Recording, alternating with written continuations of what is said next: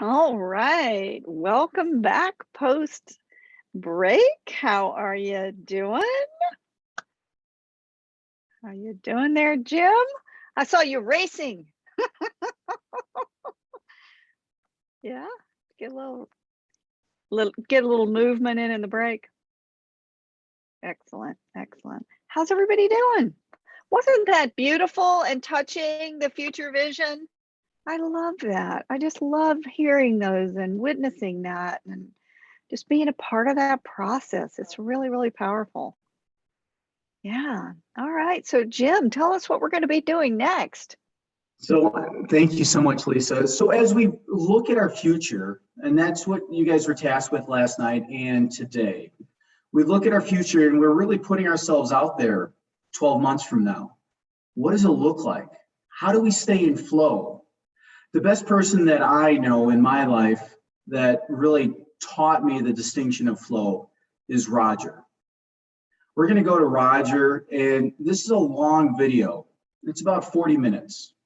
And we really want you just to embrace this. Clear your head, get a Word document open, get your hand ready to write some notes down. We're going to be creating that future in flow with all your promises put together. This is the day where we take everything you've worked so hard on this week, and you've all done an excellent job. We're going to put this all together into one concise ending to live on into your future, to the people that you will be touching, moving, and inspiring into their future. It's a great moment. It's a great video. I really don't want to take too much time here before we jump into it, and I'm going to leave more time for us when we come back. So get ready, take that deep breath in, let it out. Get yourself ready, and let's get started. Creating your future and your flow. Thank you. Hi, and welcome to day 5 of Wealth Dynamics Masters. It's our final day, so congratulations for getting here, and really, it's been an amazing week together. I'm sure you'll agree. Thank you. Big thanks to all the mentors for everything that you put into it, and please do thank them as well. And obviously to all the participants for giving so much to each other as we've gone through this process as well. Today is presentation day, and the mentors will share with you exactly what that means, what the next steps are, and looking forward to seeing the results of all of your slides. So on this session today, I am going to bring all of this together. You will have noticed as we've actually gone through this week that there's been all sorts of breakthroughs, all sorts of shifts that have taken place. But what does it all mean? Like for this next year, and frankly, for the rest of your life, what could be the master's moment that you take away from the experience that you've been having this week? So I would love to share with you a few slides. And rather than giving you any big to-do right now, instead of that, what I'm going to do is share a little bit of a secret. And this secret here is one hidden in plain sight. The way I share this, there's a very, very good chance that some of you, as you listen to this, will find this secret quite unbelievable. It's one that I myself found pretty unbelievable when I first heard of it as well. And by the way, if you actually take the promises that we have gone through, there is an overlay of those promises and what are called the trigrams, which come from something from China called the Book of Changes. The Book of Changes was the book called the I Ching that was translated by Richard Wilhelm into German, first of all, and it was Carl Jung who's the first to publish it in the West. And it was actually from this book that he actually started talking about things like what he called synchronicity, which is how we synchronize with time and amazing coincidences start happening. And when he talks about things like collective unconscious, about how everything is connected at a much, much deeper level than most of us actually realize. And all of this has actually come to light in the last 20 years as a result of the decoding of the human genome, when two groups at the same time on different parts of the world in the year 2000 realized that there was, when they actually got down to the source code of humanity itself, 64 codons, which are these 64 protein pairs here, 64 codons that actually make up our entire DNA sequence, and they are a match to the 64 hexagrams within the I Ching. So effectively 5,000 years ago, the Chinese decoded time, and they came up with the source code of time itself, and they basically had published it all this time, but it was always in Chinese. What now has happened is there's been an overlay between time and between us. So if you have heard of that saying from Albert Einstein, which is that time is just an illusion, although a very persistent one, well, if time is an illusion, what does that make us? I'll tell you a story which really is what set me on this path that I'm on today. And is why I keep on every day and every year and every month having this absolute obligation for why I'm here on this planet. And it happened when I was in a meeting with a venture capital firm that had given me already $3 million. The company's name was 3i, so it was all in threes after going to Trinity College, so it was all in threes. And it was when I was in Singapore, and I was just having, with my wife, my son Luke at the time, who was born on the 3rd, 1999, right? So it was all, and as you know, if you've ever, followed either Pythagoras or Nikola Tesla, everything's in threes, right? So Buckminster Fuller talks about the three being the unit of the universe, which I'm going to come back to a little bit later in this video. And it was a meeting I had where we had spent all the money on this publishing company I had, where we were going in to ask for more, where we were having burned through that money and having been promised by 3i that we're going to get another $8 million. We were now basically up against the ropes where they had actually brought in somebody who was from the UK, who was a publishing expert, to kind of find out why I had spent the money so quickly. And I was still in my late 20s at the time. And he had this meeting with the rest of the staff. We had all the directors of 3i there as well. It was right in the middle of town, so I'd kind of taken my motorbike and I'd headed off from the office, and they were like, "Oh, go get some more money, Roger, so we can keep, cover the payroll." And I had shown up at this meeting, and this this expert publisher, he actually got up in front of everyone. He said, "Well, there's actually a reason that they ran out of money, and it's basically that Roger's just a bad CEO." And I was like, "What? I'm a bad CEO?" And they're going, "Yeah, that makes a lot of sense. Like, he's a visionary, but doesn't know how to run a company. So what do you suggest?" And he goes, "Well, I think we should still give him another $1 million, right? Because we put money in already. But we should get him to report, to us. We'll put a committee together that he has to report to, and he can't make any big decision without basically reporting to them." And I remember listening to this and thinking, geez, I brought these guys in to be my investors, and now I'm going to be reporting to them. And they've got more shares in the business than I have as a result of this restructuring deal. So I was sitting here listening to all of this and just seeing red. And I remember we got to the end of it, and they all were so like, "This is such a done deal, like $1 million. It's like who would say no to that? This is fantastic." And they said, "Okay, Roger, so we're happy. Let's vote on it." So they voted. They were like, "Yep, we should do this." And they said, "Okay, so Roger, there's the deal. Are you happy with that?" And they hadn't actually asked me up until that point what I thought of the deal, because they thought I'd just take any deal. And I said, "Sorry, I'm not taking it." And they're like, "What? You're not taking the deal? Like, what other options do you have?" And I said, "Walking out of here." And I got up and I walked out. And I still remember going downstairs and getting on my motorbike, and I just saw this haze. And I got on my motorbike, and I was going to go back to the office, and I realized I couldn't go back to the office because I'd been working for like 6 months, like when I didn't know if the money was coming in or not, and we'd been burning through the money, and we had a plan that was going to get us to some great success, but obviously that wasn't going to happen without money. And so I didn't go to the office. I went, I took a turning, and I thought, well, I can't face even the team who thought I was going to come back with money, and now I'm going to tell them they don't have a job anymore, and we don't have a business anymore. So I couldn't go do that. So I thought, okay, I'm going to go home. And I started heading home, and I thought, what am I going to say to my wife? What am I going to say to Renata? She's like thinking today's the day I'm going to save the company, and I've got like school fees to pay, and I got to basically look after the house, and I have zero, like nothing for them either. I'm like, I can't go home either. And I still remember at that point, I was like, well, I'll just go down to the beach. So I basically like went down. If you know Singapore, there's like East Coast highway is right along the beach, and I just took the motorbike along there, and I stopped at like a Starbucks which had a view over the beach, and I just sat there. And frankly, I was just in shock about what I had said, because I couldn't understand it. If I was like 5 years earlier, my mid-20s, and someone had come along and said, "Okay, here's $1 million. What we want you to do, you can still run your business, but we just want you to report into these 3 people." I would have said, sure, why not, right? Like, what's the big deal about that? Like, like there's $1 million there, right? So I was like, what happened that I suddenly said no to this and sabotaged everything that I have? Like, this makes no sense. So I was trying to process this, and I got my journal out. You saw my journal that I shared yesterday. I got my journal out, and I just started writing. Just whatever showed up. It's like, what's going on, Roger? Like, are you crazy? Are you mad? Like, what's happening? And as I sat there, and I sat there for like 5-6 hours, like the whole day I sat there. But as I sat there, a transformation happened very gradually, not the way I thought it would happen, but it happened because, first of all, I was in such a loss as to what I was going to do with my life. But it was also as a loss as to who I was. I didn't get how I could make such a rash decision and walk out on $1 million when I thought I was growing the business to create wealth for others and for me as well. And obviously that couldn't be the case, because why would I walk away from $1 million and create so much pain for myself if that was the case?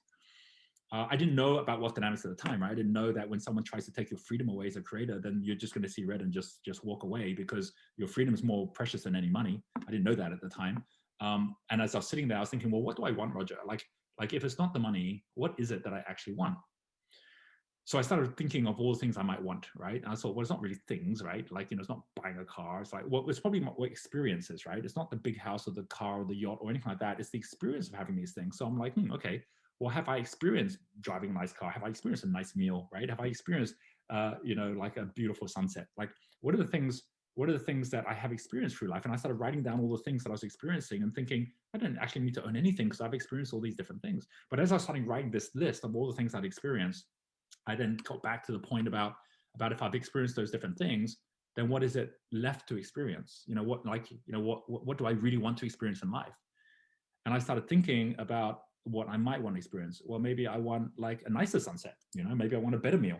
Maybe I want a more amazing company. Like, well, what is it? And I thought, well, is that actually what I really want? I was like, no, I don't want any of those things. Like, because I really have all the things that I wanted to experience.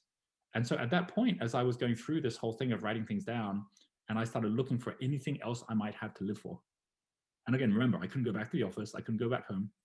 Anything else I could live, why would I live if I've already experienced all these things?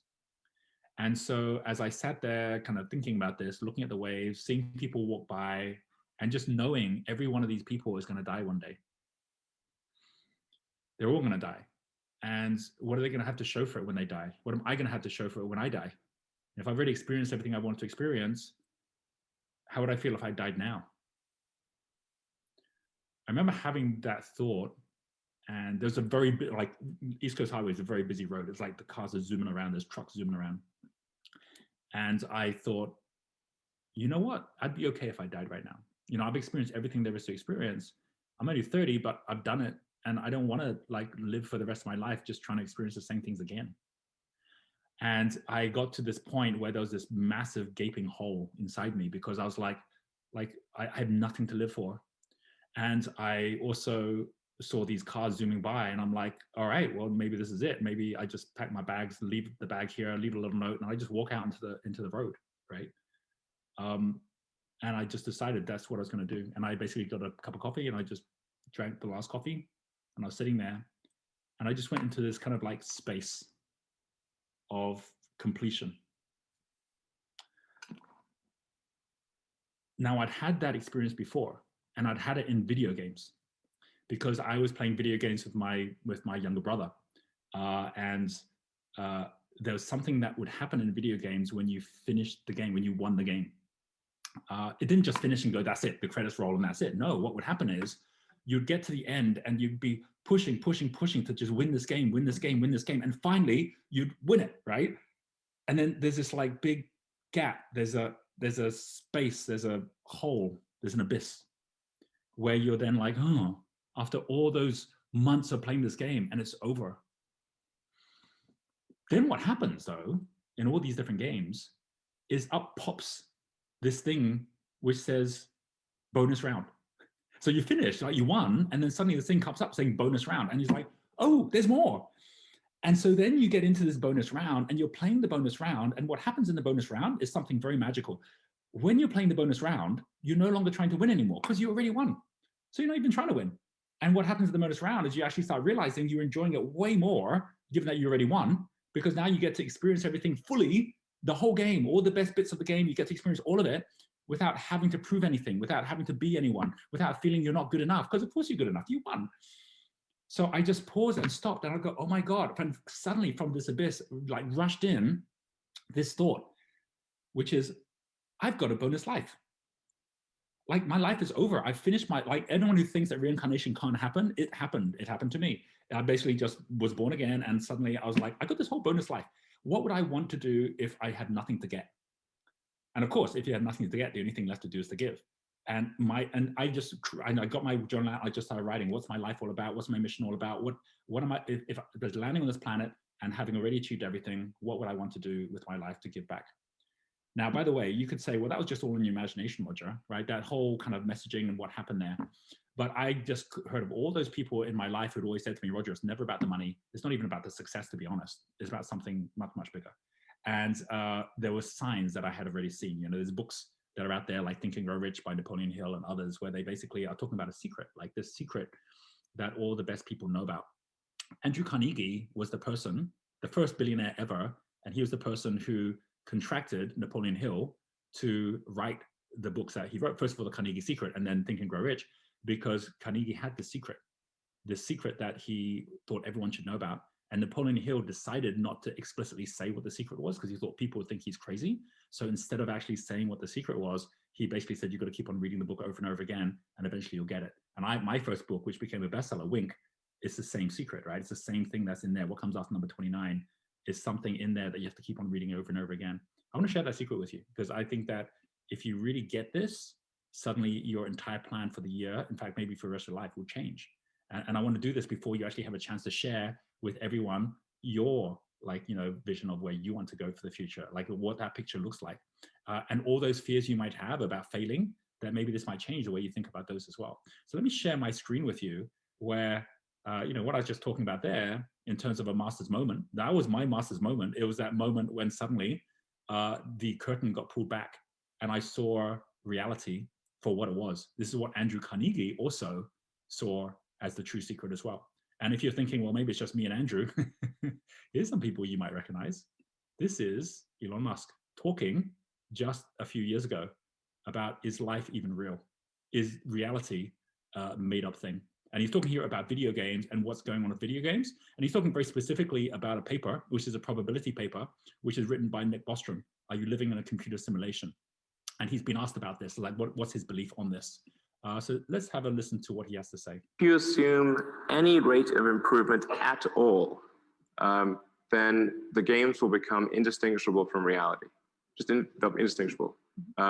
Even if that rate of advancement drops by 1,000 from what it is right now, then you just say, okay, well, let's imagine it's 10,000 years in the future, which is nothing in the evolutionary scale.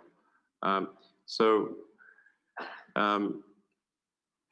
given that we're clearly on a trajectory to have games that are indistinguishable from reality, and those games could be played on any set-top box or on a PC or whatever, and there would probably be, billions of such, computers or set-top boxes, it would seem to follow that the odds that we're in base reality is 1 in billions. So he said the odds of being in base reality is 1 in billions, that the odds of us actually even being real are like 1 in billions. Now, by the way, this is something which Neil deGrasse Tyson, who's one of the best known scientists out there at the moment, was asked on a TV show, and listen to what he has to say. Elon Musk says that we're living in a simulation. He's not the only person that theorizes this. Basically, we're in a video game being controlled by higher beings, and we're all just like in Super Mario Brothers. Yes, I wish I had a good argument against that hypothesis, and I do not. So he also, and if you can go look this up, like there are a number of people who actually believe this. This was Stephen Hawking's last paper, that we're all living in a hologram, that is all made up. This is the last paper before he died. He wrote about it as well. This all happened, by the way, after my experience, which happened now a good 20 years ago. This person here, George Smoot is the person who actually came up. He wrote this amazing book, which is called Wrinkles in Time. He won a Nobel Peace Prize for being the one that actually was able to show the ripples in background radiation, which proved the Big Bang. And he's actually done a TED Talk about you are a simulation and physics can prove it, where it actually walks through this, and I've had the conversations with my son Luke about like if you were to build a reality, then you would build it around every one of our perception. And we all know that the way that science works today is it's based around the observer. So what I experience in time and what I experience in light is all built around my perception. What you've got is built around yours, just like in a multiplayer game, the actual program is built around ourselves. So all of this that we're talking about here is like, oh, well, we can think about kind of like this weird idea, and maybe it's just a theory. And maybe it's just something we're thinking about now because it happens to be a modern day age where we're getting into virtual worlds. Here is a reading list from Steve Jobs, right? What did Steve Jobs read? Steve Jobs carried one book with him everywhere he went around the world since he was ever kicked out of Apple. After he was kicked out of Apple, he went then to India for several years to find himself. And off the back of that, he came up with basically a number of books that became his reading biography. One of them, Autobiography of a Yogi. Yogi, if you read this book, is basically all about how we are living in an illusion. And he basically carried this with him everywhere. It's the one book that he downloaded on his iPad and carried it with him everywhere as well. And when Mark Zuckerberg was taking himself so seriously because he had a $100 million acquisition offer for Facebook, he basically contacted Steve Jobs and said, what should I do with this? Like, what's your advice? And thinking Steve Jobs would actually say, well, this is what you should do with your business. And instead he says, pack your bags, tell your team you're going for a couple of months and go to India. And that's exactly what Mark Zuckerberg did. He actually just packed his bag. Everyone thought he was crazy, but he did this back in the 1990s. He basically packed his bag. He went off to the Kamchidan ashram, which is the same one that Steve went to. And it was there that he realized the secret, the same one which I'm about to share with you right now again, and the same one which Steve Jobs got, that Mark Zuckerberg got, that the brightest minds in the world all got. And you might listen to this and go, I don't believe in that. And that's absolutely okay. But just know there's not a single person who actually has gone out and created history that I know of that hasn't actually subscribed to the same secret as well. In fact, Buckminster Fuller, when he was ready to commit suicide back in his when he was 30 years old, he says he walked into the lake in Chicago, and basically at that point he's like, my life is over, right? Because he had missed the death of his daughter. He was totally in despair because he didn't know how to actually make his life work, and that's when he got the message, which is that this whole thing is an illusion, and if this is a game, you're playing it really badly. And so if this is a game, how do you really want to play this thing? And he actually decided that he had one final chance. He actually wrote this book called Guinea Pig B, which is basically Guinea Pig A messed up. Guinea Pig B is an experiment. Next 56 years of his life is where he created all of his greatness. It can happen at any time. He was 30 years old when it happened to him. I was just 33 when it happened. No, sorry, 29, and then again at 33, happened twice to me. But the whole point is that all these things that we're sharing with you here are about the fact that at some point, maybe you'll wake up, and when you do, and many of you already have gone through that process in one form or another, and you might not have even seen the signs of it, when you do, you suddenly change what you're capable of doing. You suddenly, because the universe suddenly sees that you get it. And so I'm going to just share with you in practical terms what that actually means if you were to just consider for a moment that Elon Musk, Stephen Hawking, and everyone else I mentioned, Buckminster Fuller, that maybe there was an element of truth in their belief that we are simply an illusion. It's not even time. It is ourselves and that illusion as well. Let me share with you a couple of slides. This first slide here is from yesterday when we were talking about us being the light. This is exactly what Carnegie was talking about, where he says that when you realize that everything is down to your own intention, that this universe is your multiplayer game and you get to choose what that game is going to be. You want it to be a soap opera, you want it to be a drama, that's what it's going to be. You want it to be an epic adventure, that's what it's going to be as well. But we actually get whatever it is within our game that we choose it to be. If you've ever been to London, then you may have been to the Trocadero, particularly Circus, where you saw these 4 horses. These are the 4 horses of the apocalypse. It's the same 4 horses that are the horses of Helios. Helios is another word for Apollo, and Apollo is another word for what we talked about yesterday, which was Kairos, which is where you get to harness time, just like harnessing the 4 seasons. That's what the 4 horses represent, and they're in every culture. Here are the 4 horses that are in the Indian culture, and they are, as you can see here, carrying Arjuna, who is the archer god. So when we talk about the bow and the arrow, and we talk about precision, that was Arjuna. That's a whole sense of him going into battle. And you can see that he has got here Krishna, who is the blue god, the avatar. If you've ever seen the movie Avatar by James Cameron, it's about the fact that just like in that movie, we think we're real, but we're actually just an avatar in a movie where we're actually remote controlled from some other place. And here you've got Krishna, who is mentoring up with Arjuna. And there's a story that takes place in the Mahabharata that you can read about, which is exactly the same story as Steve Jobs' story. It's exactly the same story as Stephen Hawking's story. And it's basically the story of the awakening. And in this story, I'm going to just paraphrase it to you so you can kind of like just see that this is something that's not new. It's not something that just Elon Musk came up with. It's something that's actually been in history in every culture back 5,000 years. And in this story, Mahabharata story, what's happening is that Arjuna has been sent into battle because there's this kind of like evil dude called Kana who has been destroying everyone and destroying everything. And he's like, well, I better go to a battle. And he's then like sent a message from Kana who says, you come to battle with me and you're gonna not only suffer a painful death, but you are going to have your entire family guaranteed wiped out, because even if I die, I have given instructions to others to make sure that you die and so do your family. So now you've got Arjuna saying, holy cow, is it seriously worth that sacrifice for me to actually go into war and battle this guy? Do I really want to do this? And so basically he turns to his mentor, to Krishna, and he says, Krishna, what is your advice?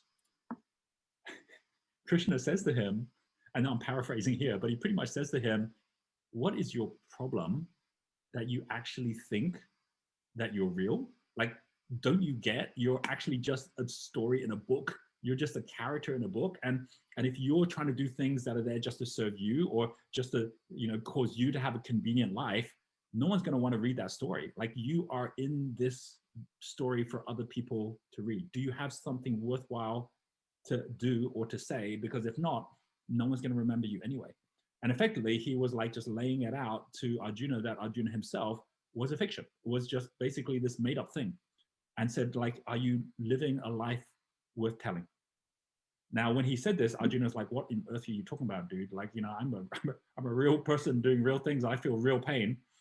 And so what happened was Krishna then unveiled back and actually then started talking in verse. You'll find this in Mahabharata. It's the one book within a book that actually is what he then explains as the true nature of reality. And it's called the Bhagavad Gita. So the Bhagavad Gita is the basis of everything we have today, which we call yogas. And yogas are not what you think about in terms of like, tying your body up in a pretzel. Yogas are about a heavenly or a transient practice or value brought down into humanity, which means that we get to experience something heavenly or something divine in the world today. And he says there's three main yogas. And I'm going to share these with you because you can take this as a practical way to not just think about today, but think about all of your days going forward right now. And it took me several years to get to all of this. The reason we have the Bali resort, the reason that we use all of the names of the gods there, the Trimurti, is not because it's a religious thing, it's because it's a philosophical thing, which actually comes down to a core basis root, which is in both the Hindu and also the Buddhist culture. And it is one which is called samsara. Samsara is the cycle of life, which we see in all of these different mandalas. And it is basically the cycle of suffering. It's what Buddha went through to say, why is it that people go through this cycle of time? It's cyclic of like, birth, of death, of desire, of suffering. It's like, why do we go through all of this? And it's we're awakening from this illusion where you realize not just is time an illusion, but we are all an illusion, that we're all part of a movie, that this is liberation, right? Which is called moksha, it's called nirvana. This is when we actually suddenly wake up and we go, holy cow, what on earth was I even thinking? And what happens in this story is that Krishna, who turns to Arjuna, says there are three different yogas, which is where we get all the other yogas. In fact, there's something called the Trimurti, which are the three gods. Brahma is creation, and then Vishnu is perseverance or sustainability. And then you then have got Shiva, who is destruction. And this creates the cycle of the three yogas. We have got the first one here, which you've all heard of, which is Kama, the actor. This actually, by the way, this one here is destruction, right? This is Shiva. Like, Shiva shows up and just creates havoc. So many of you have gone through this week right now without any idea of the illusion, any of this stuff out here. You're totally like, what on earth is Roger even talking about right now? I'm working on my plan. I gotta go make some money. And if you're in that space where you're actually like here as Kama the actor, there's a very, very good chance that you're gonna be totally stressed out because you don't even know what the plot is. You don't even know what the story is. And you're trying your best to create the story to have a great life. But no one ever wanted to hear a story, once upon a time, someone lived happily ever after, the end. Like, that's not a good story. But that's the one that the actor wants because that's the easiest one to have. So what's really important here is to get that the actor almost is the last to ever know what's going on. Have you noticed that? If you're watching a movie and you've got the actor and he's like, I'm on top of the world, and you just know you're watching a movie, eating a popcorn and going, there's going to be a fall in the moment. You know it. How come the actor doesn't know this? Or the actor's like, everything's gone wrong. They've just lost their family. Like the mafia have come in and like gunned them all down. And you go, oh, this is going to be such a great movie, right? Because you know what's coming next from the worst to the best, whereas the actor never knows these things. And if you're living your life as the actor, then this would have been a really tough week, because you're constantly like battered up against basically all the things that are your karma, all the things that are the ripple effect of other people's ripples. And so because of all of that, it's like, oh, what does this person think of this? What should I do over here? And if you continue on that pathway as that actor, then you're in for a very, very tough life, because you're living it on the crest of the waves, and those waves keep on crashing. So what's the next step? How do you move beyond that?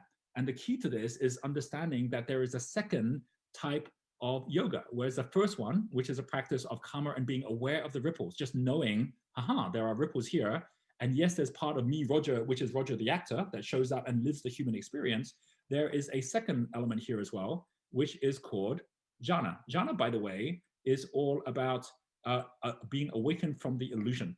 This here is the director. It's when the part of me, Roger, that wakes up and goes, holy cow, I get to decide on the story. And it's not about Roger having a great, easy life. It's about him having a story worth telling. So what am I going to make that story this week? Every Sunday, I get together with myself, Director Roger, and I say, how was the last week's story? How do I want to make next week's story? Sometimes if Actor Roger had a really, really easy week, I'd be like, okay, well, that's a pretty boring story now. Let's stretch him this next week, right? Let's lift him up to get into these spaces here. And Actor Roger shows up on the Monday, and he's got an uncomfortable week, but at the same time, it stretches him, and it makes it a story worth telling. Right? Every time I've set a goal for myself, New York Times bestseller, listing on New York Stock Exchange, I didn't do it because the actor was like, I want that stuff. The actor would rather have an easy life. I did it because the director said there has to be a story worth telling here. There has to be something which is going to be left as a legacy, and it ain't going to happen by just sitting around having an easy life. So the director, Roger, is the one who is aware of the illusion and is able to actually separate out from that illusion. And that then leads to the third thing, right? And the third thing, which is called devotion, which is up at the top level here.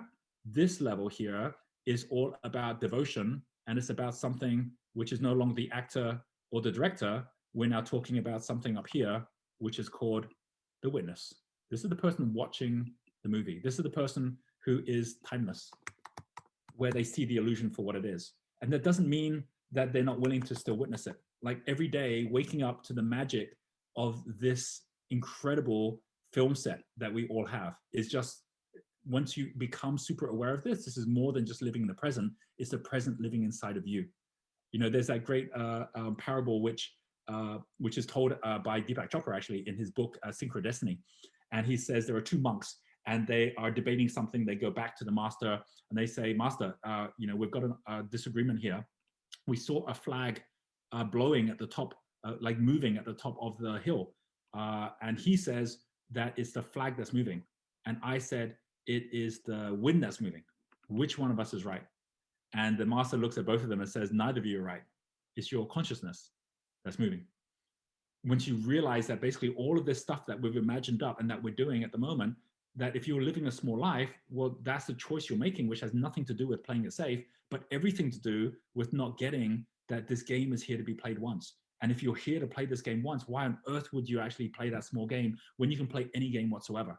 So this whole element of these three, and actually being and thinking about these three from the point of view of saying, okay, well, what is it that I actually want to be able to create, not just for myself, but for those who are going to actually read my story, read where I'm at. And every day, am I being that witness? Every morning at 6 in the morning, I get up and I'm the witness. I'm not the actor. I'm not rushing around doing things that Roger, the human, needs to do. I'm not the director, the one who's actually looking as the unconscious onto the conscious. I'm the superconscious. That's actually just experiencing what it is to be 7 billion people on the planet, loving, hurting, dreaming, working, playing. Like I'm all of them, all at once. And each one of you are exactly the same as well. The biggest illusion is that we're not connected. The biggest illusion is that we're separate from time. But the moment we connect it all together, we suddenly realize that maybe, just like I was when I was sitting there in Singapore looking out at the waves, maybe we're here for a bigger purpose. And maybe it is time to have a bonus life.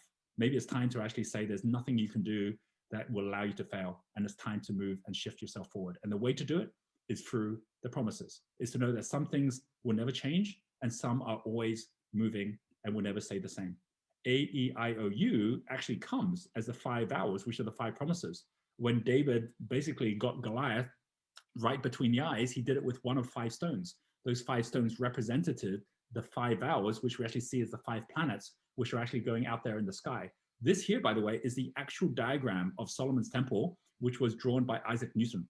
Solomon's Temple, this is Gematria, the first of the kings of Israel was Saul. Saul, SL, stands for soul. The second one was David, who was the one who actually fought Goliath.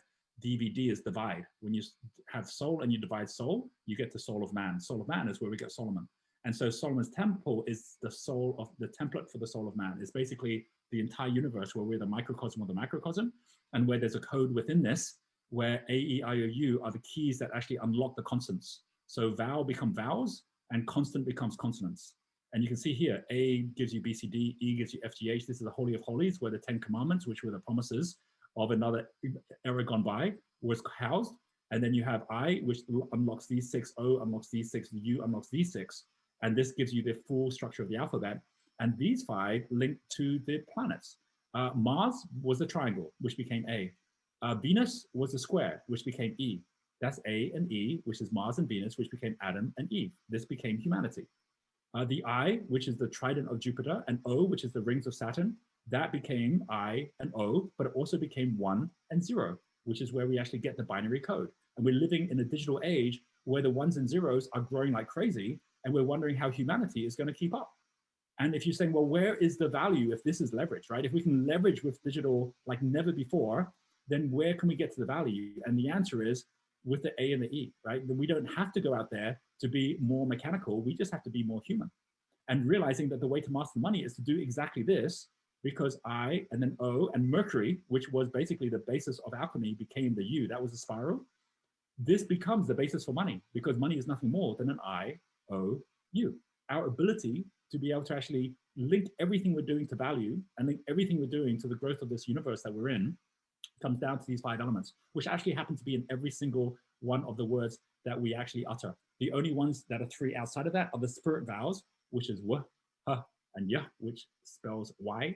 And that is the key question, which allows us to unlock all of these promises. And if we actually take one step further and realize that, you know, the ancient systems already gave us this knowledge, which allowed us to be thinking very differently about how we go about making sense of this universe. This goes one step further into space, which is what's happening here, and time, which is what's happening here.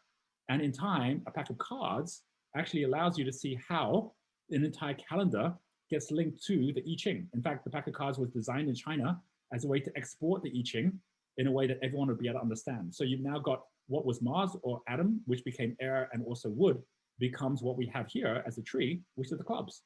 We have the garden, which is earth, which becomes the spade. We have the people side over here, which is blaze energy, the summer, which becomes the heart. We have the structure side, which is over here, the winter, which becomes the diamond. And all of this links into 1 year, 4 seasons. You've got 12 different picture cards, which are the months, which also are the constellations. You've got the 13 moon cycles, which is how many cards there are in a particular suit.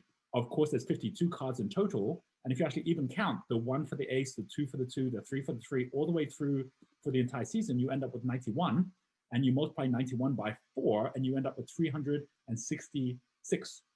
And if you're thinking, wait a minute, there's only 365 days in the year, that's because the U, which is the middle, there's one extra card, which we haven't mentioned yet.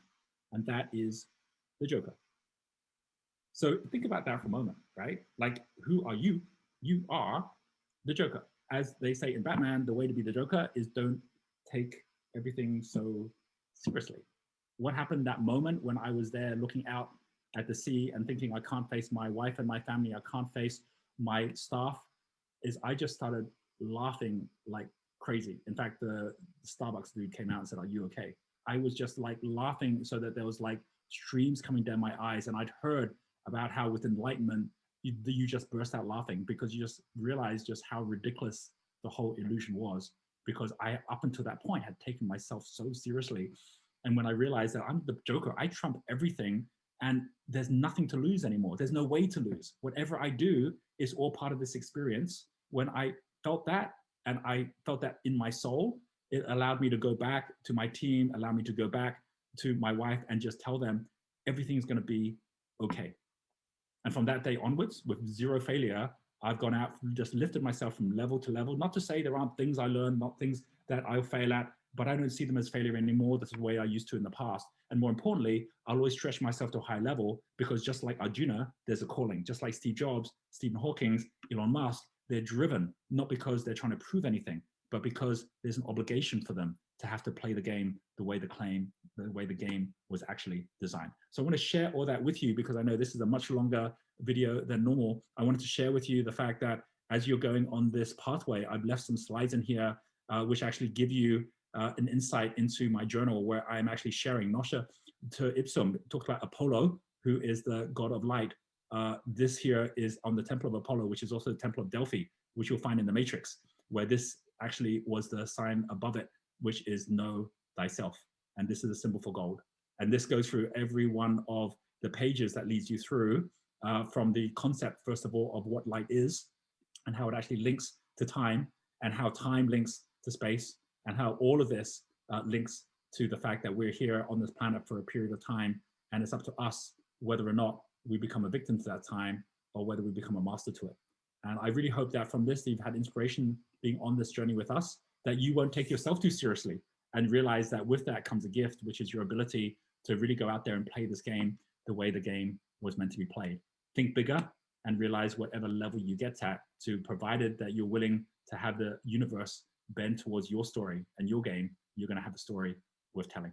And with that, I am going to say good luck with today, good luck with the coming year. I look forward to sharing the journey with you as well. I think it's going to be an amazing journey over this next decade, and I look forward to catching up with you again very soon. Awesome. Now looking around at all you guys, is your mind blown? Because every time I look at this, every time that Roger shares this in a video or in person, it blows my mind. And me being 52 and having my birthday, there's 52 cards in the deck. 53 is the Joker. So not only are we the Joker, next year is my Joker year. So it's going to be interesting to see how that shows up for me and the people that I lead. So as we're looking at this, we want to look at our life. What are you up to? Are you looking at the 4 seasons as we're looking at the life of a deck of cards? 1 year, 4 seasons, 12 months, 13 moons, 52 weeks. As you saw, we started breaking things down into its simplest form to really work on your life, your business, your team charter. This process is a way to bring everything together and then go into battle, if you will. Just like Krishna was there to be that mentor, to say, this is your life. It's to be awoken, to work on your business, to work on your life, to work on you as an individual leader. We're playing a game, and we're playing a game that we want to win. We need to get out there and actually take that on as we go through this. Like Roger said with the 3 yogas, when we look at that, who are our 4 horsemen? What is the wealth that we really want to create, not only for ourselves and our family, but for the people that are assisting us, the customers, the partners, the systems that we create, the employees that we elevate. That is our promise that we're putting out there into the future. You know, as he talked about Buckminster Fuller, it's so unbelievable. I haven't read The Guinea Pig, but I have read Napoleon Hill and Dale Carnegie. And those were 2 books that just blew me away. And it's time to be awoken. It's time to get out of the illusion of life. Wake up and take control. I really liked how Roger said that on Sunday he's the director. And then he goes back to, you know, being the character, right? So as we look at this and you're looking at your plan, we really want you to take this time to look at your life. Look at what you're creating, the thing that you gave birth to, this business? How are you going to be doing this? How is it stepping forward into the future? Put your decks, get your deck in place, copy the ones that you're working on, and get it prepared for your presentation this afternoon. Take this in as, what are you creating? What are you putting out there? How are you touching and moving and inspiring people with the thing that you created? I had a huge opportunity today to go through your decks and really see the hard work that you're putting into it. This is a journey, it's not a destination. As we present after lunch your plans and we select 2 people, it's not about who wins. It's about the journey and the efforts that you're putting into it. This is your creation. This is your life. You have an opportunity to go out there and inspire many, many people. And that ripple effect continues on and on. As we go ahead and go into break, we as the mentors, the facilitators, the technicians, the people that you don't see here, we're here as your support. We want the best for you because we know this is a ripple that will continue on and on and on. Take this time as we go on break to really look at this, to see how you can be awoken, reincarnated today as you step into what you're put to task for yourself. Be the director of your life. Wake up from the actor that's going through the mundane task each and every day. Wake up, be the director, create your life, put it in pen and paper or PowerPoint, and let's create the life that you're going to be stepping into. And remember, it's all about the journey. With that, I'm going to turn it back over to Lisa. Thank you very much. Beautiful, Jim, really inspirational. So we're going to go into breakout rooms for a few minutes. You can either in your room be sharing what you just witnessed, or if depending on what the mentors want to do, you may also be working on your presentations. We'll see what they want you to do. All right, so Tal, move us on into breakout rooms. Beautiful.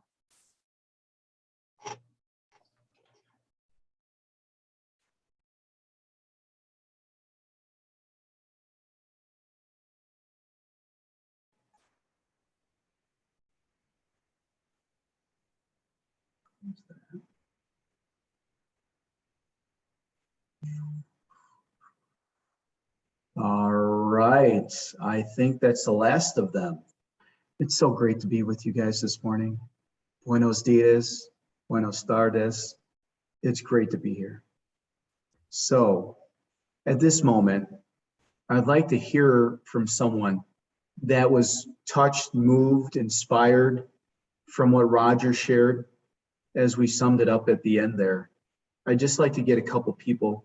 If you can, please raise your digital hand so that I can call on you. All right. Paula, let's start with you.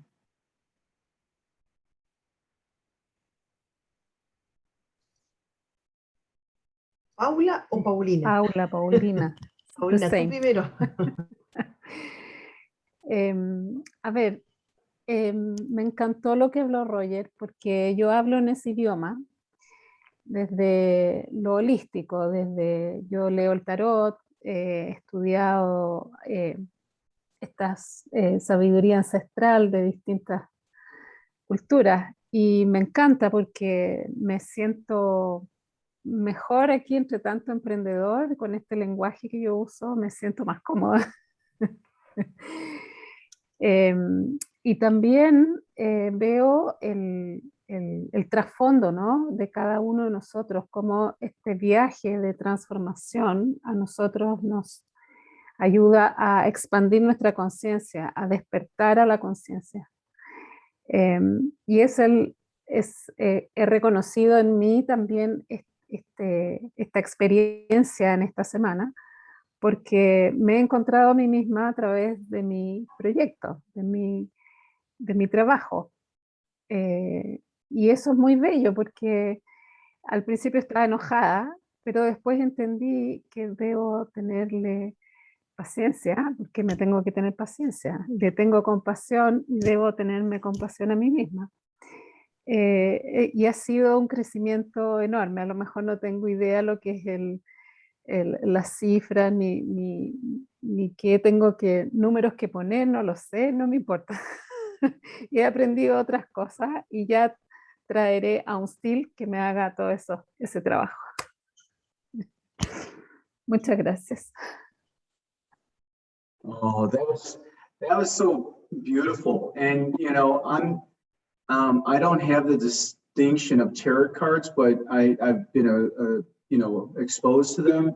The one thing though that I heard was how Roger talked about the karma and being the actor Monday through Friday, and how being the Yana, the director on Sundays, and really just getting together with yourself and directing. And that's what we're doing today. We're being the directors of our life. You're being awoken within. And then the last one, the Bhagata, I believe it's the Bahata, it's the Bhakti. observer. Bhagavad Gita. Okay, awesome. But that's the observer. How many of us hang up being an actor, right? Sleepwalking through our days because it's just our calendar set up the way it is. And then do we check out and we just become the observer, right? It's time to take charge. It's time to be that director of your life. So with that being said, let's go to Carla. Nice job, Paula. Gracias. Es increíble la manera como Roger puede conectar todos los puntos y cómo puede ver un poco más allá de lo que observamos. Y yo hoy en la mañana estaba pensando que realmente todo es relativo. Entonces, si nosotros estamos en una simulación y nosotros somos parte de estos personajes, pues la pregunta sería qué juego quiero jugar y qué personaje quiero ser. Porque si nada es real y todo es relativo y yo creo mis propias reglas en mi propio juego, entonces yo soy el ganador del juego. Y creo que él lo hace de una manera muy holística, ¿no? Enlazando todas estas culturas, todas estas tradiciones que a veces sentimos que son fábulas, pero que es ahí donde radica la verdad. La verdad es que yo estoy impactada con todo lo que él sabe y proyecta. Bueno, me ha dejado boquiabierta.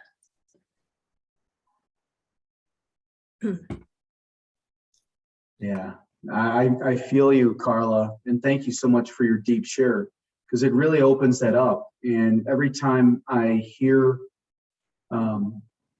Roger speak of that in every Masters, it's unbelievable. It really opens up a new world. It awakes you to really see that and how we have that choice. We can be the mentor in that life as an actor. We could be the victim, like I'm just a victim, and we could be that as we're acting. We could be the villain. We could be the person that is saying things to make things happen in the background, but we're not the one that actually is doing it. And this is where we can really hang up and be aware. And that's back to what Roger was talking about, being unconscious and competent, where we can be awoken to where we're conscious competent, to that level of mastery, where that level of mastery is becoming unconscious competent, where we don't even realize how brilliant we are internally. Like Roger's unconscious competent, meaning he's at a level of mastery when he speaks, and being able to channel that through all of us. It changes our outlook on life. Thank you so much, Claudia. For anyone else that would like to share of what showed up for you and how it pertains to your business. All right, Edda, It's going to be, let's see, this is good. You're going to have to do the translation with yourself. So that's great. Thank you.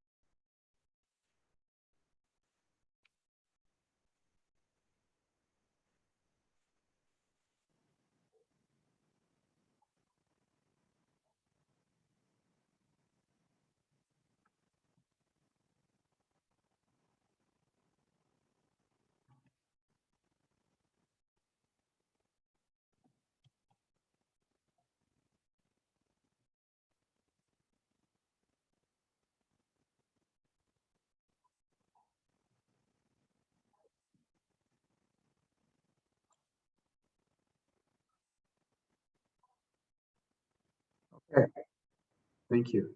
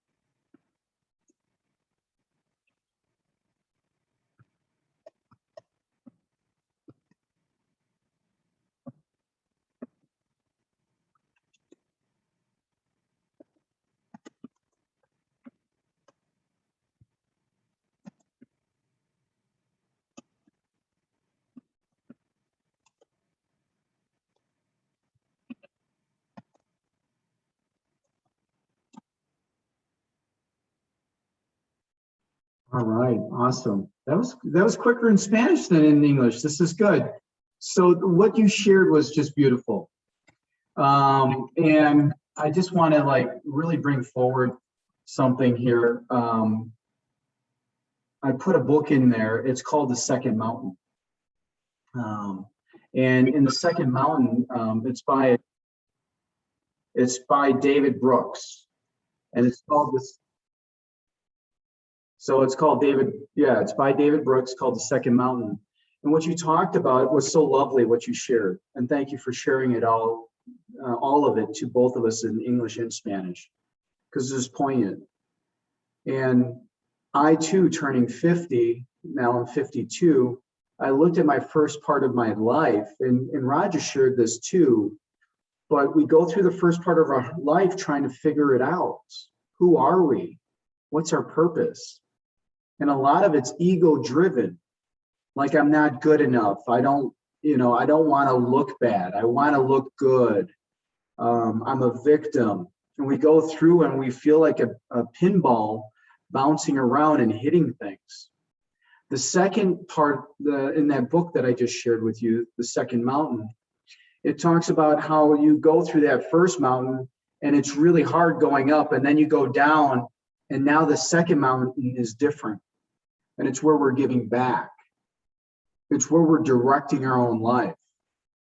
And that's where Roger was getting really, really into it, like really identifying with the 5 vowels, right? Or using a deck of cards to really say there's 52 weeks, 365 days, 13 moons, 12 months, 4 seasons, 4 quarters, 1 year.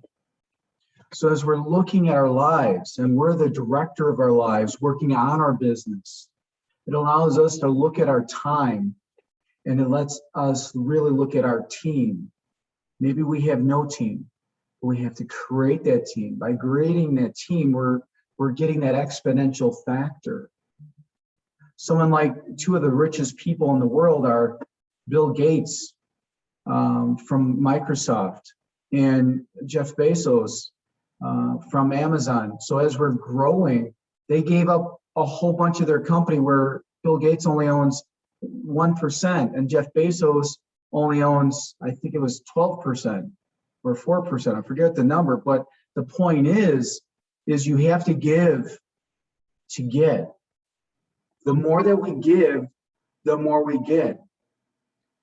From the technical people to the mentors to the facilitators, the foundation that Lisa creates, the way you facilitate Etta, and us mentors, being a stand for you all, it's our way of giving back to you guys to get this content and to get it to the point where it becomes you, and to go out there and really make a difference.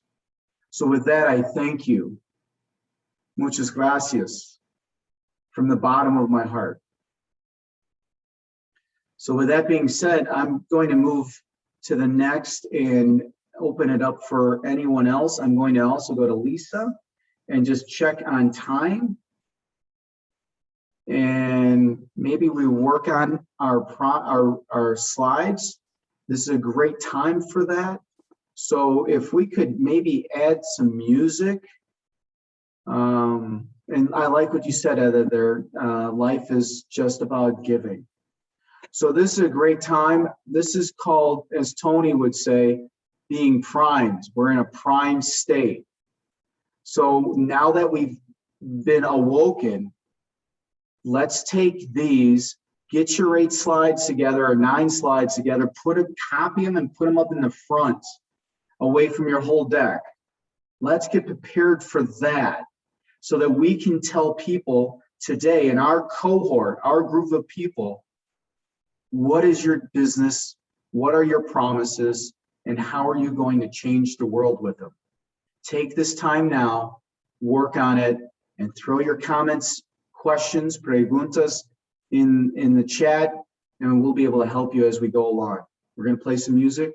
You've got 12 minutes. If you're ready from your desk, come on back. Yeah, they should be back here. There they come.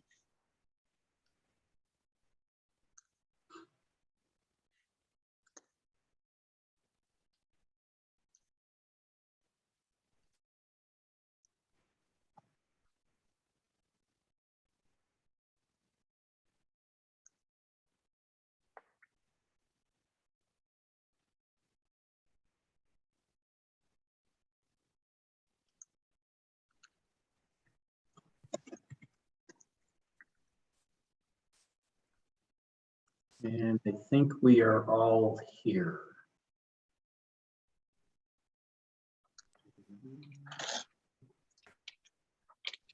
Yeah, it looks like we're all here.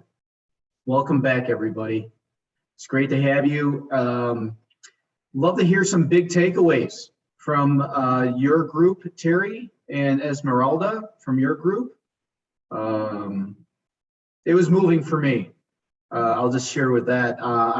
This is my second time crying this week. So very touching how in our breakout room, people talked about being awoken and really seeing how they're the actor or how they could see themselves as the observer or being the director. And, you know, that's so touching when Roger shares that story. And it's like my fourth or fifth time hearing it, and it's just so electrifying. Terry, how about you in your room? Wow, we had amazing conversations in our room. It was just everyone understanding it from their own level. And, you know, just to summarize it all, it came to about the community. And, you know, this is like what Jim, like you were just saying, you know, I've heard it so many times because Roger, obviously every time he comes to Bali, and I've been there 38 times just with him, because I've done 38 iLabs or facilitated 38 iLabs. You know, you hear it and the perspective, it depends on where we're at when we hear it as to how we take it on and what parts of it we hear.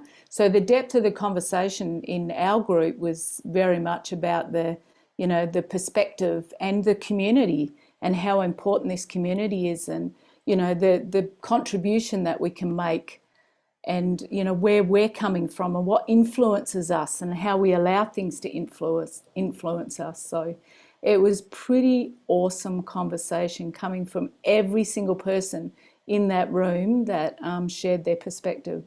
So thank you to that awesome group. Thanks, Jim. Thanks, Terry. How about you, Esmeralda? Excelente.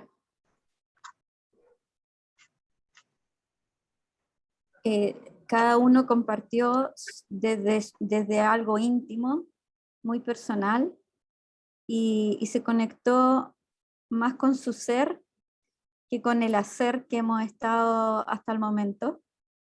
Y desde el ser surgieron muchas reflexiones y también muchas conexiones. Eso fue muy bonito, de escucharse y conversar entre ellos, entre el grupo, ver quién de repente tomó el liderazgo, quién se cambiaron los papeles.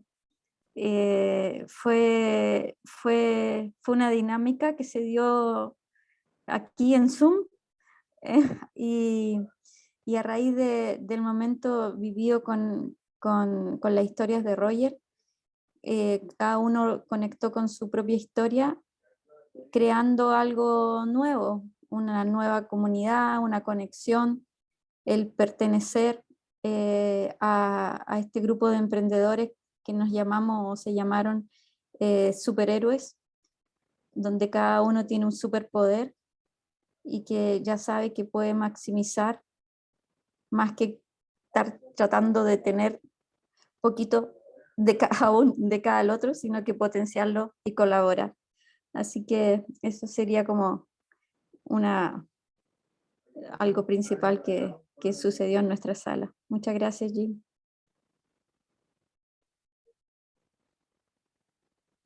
Absolutely. Thank you, Esmeralda. So, you know, this gives me a great opportunity to just really share with you guys. You know, we've talked about levels as we're going up. So, you know, you've got an infrared level really, really low, and that's usually where you're like, I'm not really sure what business I want to start, or if you're an employee of a company, I'm not really sure my role here, infrared. Then we get to red, where we have an idea of what we want to do, but it's not, maybe it's for some of you that you guys are just starting a business, and that conversation's more on the red level. And then when you get to the yellow level, you want to really identify who do you want to add value to, or you're maybe off rewriting your vision after a certain period of time, maybe watching Roger. Masters is geared towards that green level. So when you start looking at your business, your plans, where are you at? And are you at that green level? Are you below the green level? Which is fine. It's all fine. There's times that I personally bounce around to different levels and then I come back. And like I shared earlier, I'm in 2 crystal circles. One is sapphire and one is indigo. So when you look at this, there's so many other programs that one could take. One would be iLabs. And iLabs is for that infrared, red, yellow area to really work on the basic principles of your business that you really want to just pull up the hood and really work on certain aspects. This green level of masters really takes your whole business to really identify what frequencies you should be tuning in and what frequencies you should be having your conversations. How can you talk to other people about your business? Enroll them into what you're up to. Enroll your employees with what they're up to. How do you work on your business? You guys have done a fantastic job in looking at your slide decks, both online and working with you guys in the breakout rooms. This is fantastic. We're going to be breaking. I'm going to be turning it over to Lisa here in a moment. I really want you guys to just get something to eat. Take a breath in, because the end of the day is going to go fun and exciting, and you have an opportunity. Any last moment things that you want to do to work on your decks, please go ahead and do that. My suggestion is take those slide decks that you're going to present. I'm going to ask Lisa just to review, is it 6 minutes or is it 8 minutes that we get? And when we push those up to the top, you're going to have a certain amount of time to present. We apologize. We have so many people. We have the largest group out of all of them. So let's focus in on the time, but still take that deep breath. Look at everything that you put together. You've done a lot of hard work. It's time to take what you do have and present it when we come back. And when you present it, don't worry. It's okay. You're getting used to having these conversations. And you've been working on the business from 9 until 5. And now all that hard work's there. You can come back and redefine it. The suggestion that I have is work on it every quarter with your team. The more team, it's easier for you. If it's just you, it's harder. It'll take you a whole 8 hours to go through your team charter by yourself and present to your team. Do this. You'll see new things that will be awoken inside you. You can see yourself as that director and how you've been playing that director all week. You can see how you haven't been that actor. As we come back, you'll be able to observe other people and learn from them as well. So with that being said, Lisa, I'm going to turn it back to you. Thank you, everyone, and the mentors.